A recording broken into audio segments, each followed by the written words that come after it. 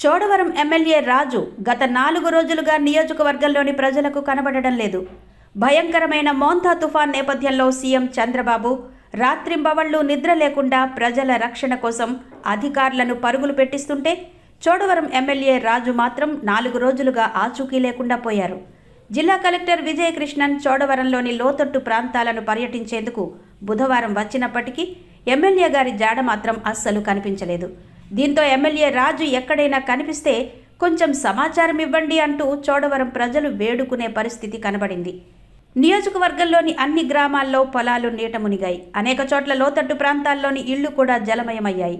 మరి ముఖ్యంగా చోడవరం పట్టణంలోని రెల్లివీధి, కోఆపరేటివ్ కాలనీ, ద్వారకానగర్, బానయ్య కోనేరు, బాలాజీనగర్ ప్రాంతాల్లో రోడ్ల మీద నుంచి నీరు మోకాలు పైబడి నిలిచిపోవడం వల్ల ఇళ్లలో నుంచి జనాలు బయటకు రాలేని పరిస్థితి ఏర్పడింది.